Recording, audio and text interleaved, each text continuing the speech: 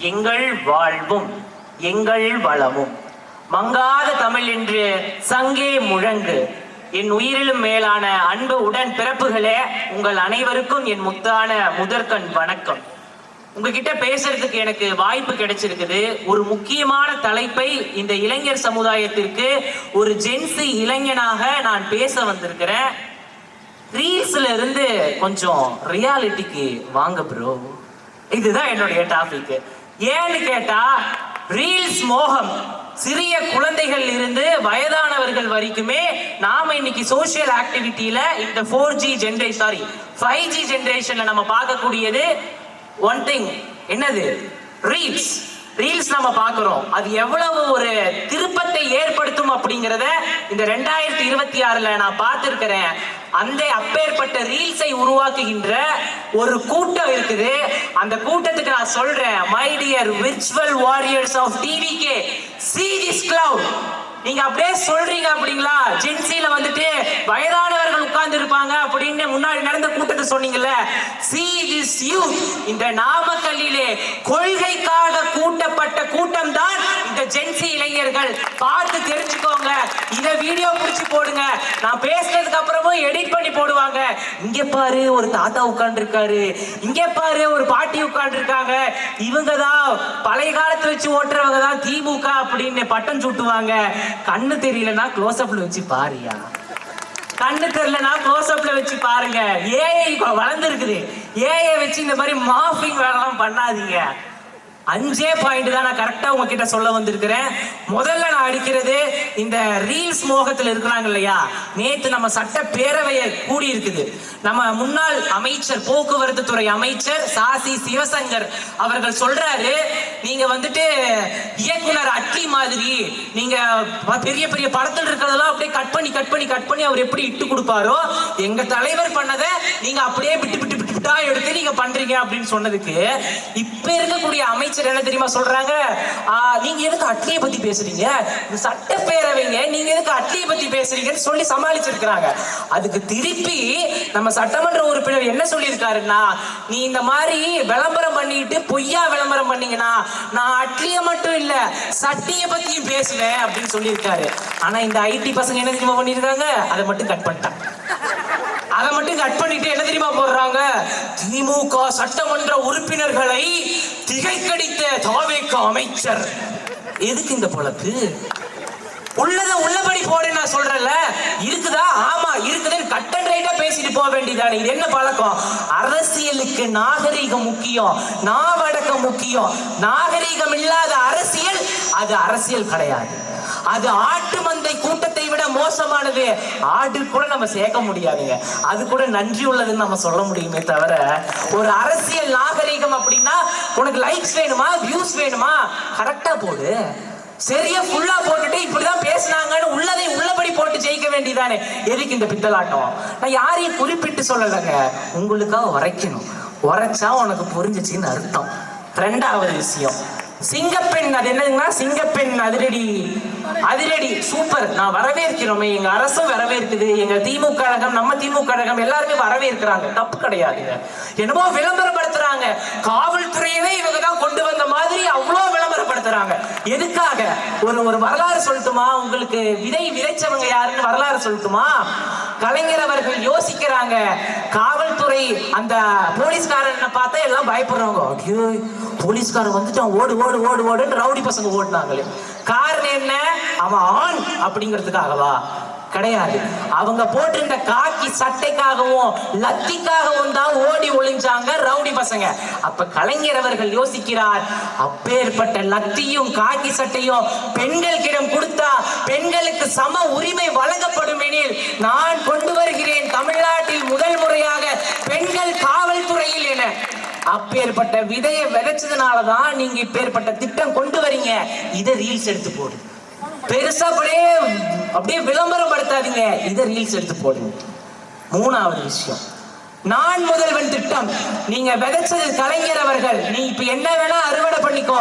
விதை போட்டது கலைஞர் அவர்கள். நான் முதல்வன் திட்டத்தினை எதற்காக டிஎன் ஸ்கில் கார்பரேஷன் என பெயர் மாற்றம் செய்றீங்க?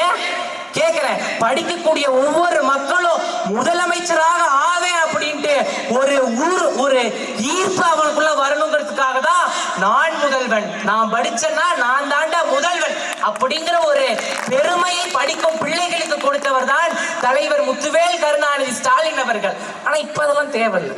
நீ முதல்வன் ஆவரமா, டான்ஸ் ஆடு போதும், ரீல்ஸ் எடுத்தனா நீதான் அமைச்சர்.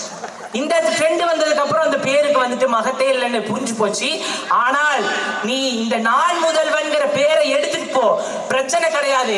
அந்த தலைவர் அவர்கள் கொண்டு வந்த நான் முதல்வன் திட்டத்தில் படித்த 57 மாணவர்கள் UPSC தேர்விலே எழுதி அவங்க போயிருக்கிறாங்க அப்படின்னா அதற்கு காரணம் நம் தளபதியார் அவர்களுடைய உழைப்பும் அந்த திட்டம் மட்டும்தான். நீ பேரை மாத்தினாலும் கவலை இல்லை, போட்ட விதை எங்களுது சாமி.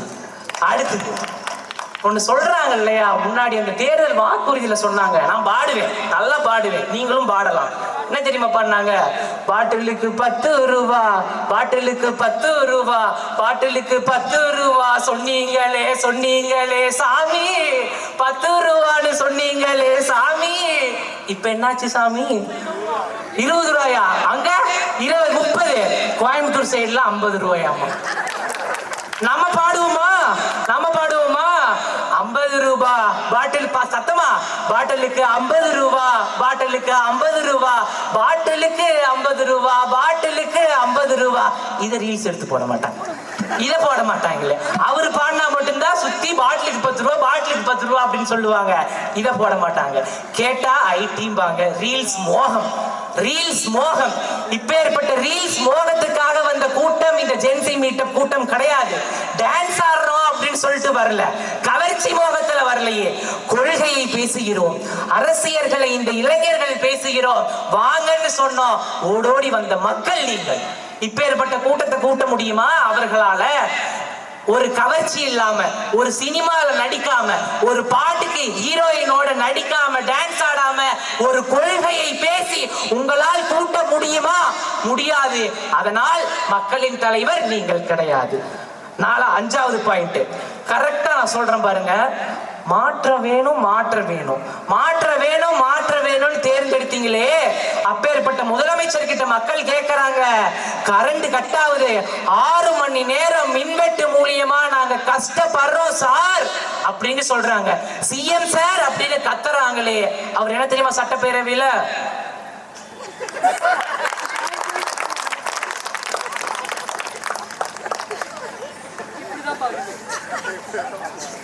அரசியல் அந்த எலெக்ஷனுடைய இதுல சொல்றாரு அவரு வந்துட்டு, திராவிட மாடல் ஆட்சியில் பெண்களுக்கு பாதுகாப்பு இல்லை, திராவிட மாடல் ஆட்சியில் பெண்களுக்கு பாதுகாப்பு இல்லை அப்படின்னு கோஷமிட்டாரு. நான் ஆட்சிக்கு வந்தால், தாவேக ஆட்சிக்கு வந்தால் பெண்களுக்கு அடுத்த நிமிடம் பாலியல் வன்கொடுமைகளில் இருந்து விடுவிக்கப்படுவார்கள் அப்படின்னு சொல்றாங்க. ஆட்சிக்கு வர்றாங்களே, எத்தனை பாலியல் வன்கொடுமைகள். மக்களை தாவேகாவினரிடமிருந்து காப்பாற்ற வேண்டியதாக ஒரு நிலைமை ஏற்பட்டு இருக்கிறது. திருவள்ளுவர் மாவட்டத்திலே 3 வயது குழந்தை, சென்னையிலே ஒரு 5 வயது குழந்தை, ஏன் முந்தானத்து விசாலக்கிழமை நம்ம நாமக்கல் குமாரபாளையத்தில் 75 மூதாட்டி பாலியல் வன்கொடுமை. இதை கொண்டு போயிட்டு சட்டப்பேரவையில பேசினா முதலமைச்சர் அவர்கள், மாண்புமிகு முதலமைச்சர் அவர்கள்,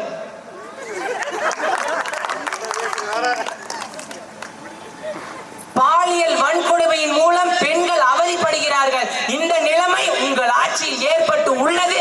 அதற்கு சாட்சிகள் நீங்க தான். அதற்கு சாட்சிகள் ஏதோ பத்தரெல்லாம் கிடையாது, நீங்க மட்டும்தான் நான் சொல்ல முடியுமே. இப்ப எப்படி தெரியுமா பெண்களுடைய நிலைமை ஏற்பட்டு இருக்குது? அம்மா முன்னாடி சொல்லுவாங்க, அம்மா அப்பா நான் காலேஜுக்கு போயிட்டு வரேன், டாடா பாய் பாய்னு சொல்லுவாங்க. பேரண்ட்ஸ் கேட்பாங்களே, டிஃபன் பாக்ஸ் எடுத்துக்கிட்டீங்களா சாமி அப்படின்னு கேட்பாங்களே, எடுத்துக்கிட்டேங்கப்பா அப்படின்னு சொல்லிட்டு போவாங்க. ஆனா இப்ப பின்னாடி கேமரா மாட்டி இருக்கிறியா, முன்னாடி கேமரா மாட்டி இருக்கிறியா, பேக்ல பெப்பர் ஸ்ப்ரே வச்சுக்கிட்டு போறியான்னு கேட்கிற நிலைமை இன்னைக்கு தமிழ்நாட்டுக்கு வந்து இருக்குது. Notice point. இந்த ஆட்சி மக்களுக்கு தேவையா? தலைவர் அவர்கள் சொன்னார், இந்த ஆட்சி மாறின உடனே 6 மாத காலம் அவர்களுக்கு நாம அவகாசம் கொடுக்கணுங்க, அவங்களுடைய ஆட்சி வலிமை எப்படி இருக்குது அப்படின்னு நம்ம பார்க்கணும் அப்படின்னு தலைவர் அவர்கள் சொன்னாங்க. ஆனா இப்ப எப்படி தெரியுமா இருக்குது? ஒரு சுற்றுச்சூழல் அமைச்சர் அவர்கள் பேட்டி கொடுக்கிறாரு, சுற்றுச்சூழல் அமைச்சர் பேட்டி கொடுக்கிறாரு, சொல்றாரு, வணக்கம்ங்க. எங்க மாண்புமிகு முதலமைச்சர் அவர்கள் என்னை சுற்றுலாத்துறை அமைச்சராக என்னை பொறுப்பு வகித்திருக்கிறாங்க. ரொம்ப நன்றிங்க. மீடியா சொல்றாங்க, சார் நீங்க சுற்றுச்சூழல் துறை அமைச்சர் சார். ஐயோ, ரீடேக் போடலாங்க. திருப்பி வந்துட்டு சுற்றுச்சூழல் அமைச்சர். ஏங்க நீங்க வந்துட்டு 6 மாச காலம் நீங்க எப்படி அரசு பதவியில் இருந்துகிட்டு உங்களுடைய நிர்வாகத்திறனை கொடுப்பதற்காக தான் தலைவர் அவர்கள் 6 மாச அளவினை கொடுத்தாரே தவிர உங்களுடைய துறையை தெரிஞ்சுக்கிறதுக்கு 6 மாச கால அளவு வேணும் இல்ல. குழந்தைகிட்ட கேட்டா கூட, பாப்பா நீங்க என்ன படிக்கிறீங்க? நீங்க தான் LLB படிக்கிறீங்க. பின்னாடி உட்கார்ந்திருக்கிற பாப்பா 5th ஸ்டாண்டர்ட். அந்த பாப்பாக்கு தெரியுது நான் 5ஆம் கிளாஸ் படிக்கிறேன் சாமி அப்படின்னு. சுற்றுச்சூழல் துறை அமைச்சர் அவர்களுக்கு நான் சுற்றுச்சூழல் அமைச்சர் என்று சொல்ல தெரியாதா? இது இந்த இளைஞனுடைய கேள்வி. சமூக நீதி சமுதாயம் என்னென்னமோ பேசினாங்கல்ல அரசியல் வாக்குறுதியில. இன்னைக்கு தாவேக ஆட்சியில் எங்க சமூக நீதி போய் இருக்கிறது? சமூக நீதி பத்தி நான் நிறைய படிச்சிருக்கிறேன். நான் கேட்கிறேன், ஒரு குறிப்பான விவரங்கள் மக்களுக்காக தெரிய வேண்டும். அது இந்த பகுதியில நான் சொல்லணும்னு நான் ஆசைப்படுகிறேன்.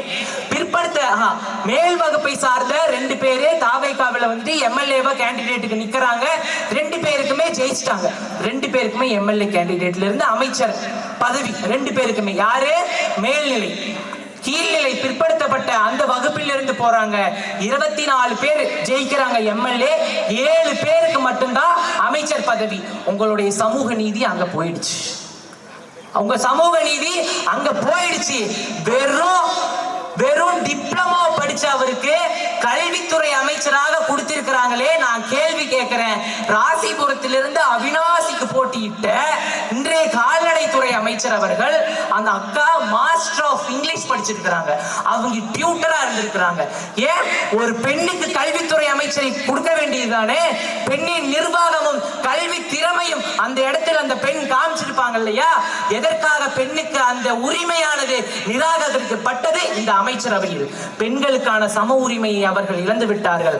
ஆனால் அன்றே 1985 தலைவர் அவர்கள் சொத்தில் சமபங்கு பெண்களுக்கு என தமிழ்நாட்டில் இந்தியாவிலேயே முதன்முறையாக பெண்களுக்காக கொண்டு வரப்பட்டது இந்த திராவிட முன்னேற்ற கழகம். நீ என்னென்னமோ மாத்தி கொண்டு வந்துக்கோ, கவலை இல்ல. அதற்கு விலை போட்டது முத்தமிழறிஞர் டாக்டர் கலைஞரும் தலைவர் முத்துவேல் கருணாநிதி ஸ்டாலின் அவர்கள் மட்டும்தாங்க. இப்பேற்பட்ட ஆட்சி சமூக நீதி அற்ற ஆட்சியா இருக்குது இல்ல.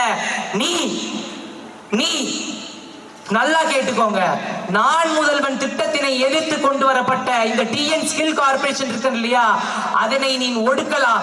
அதனால் படிக்கப்பட்ட பெண்களினுடைய ஆண்களினுடைய கல்வி அறிவு மறுக்கப்படாது.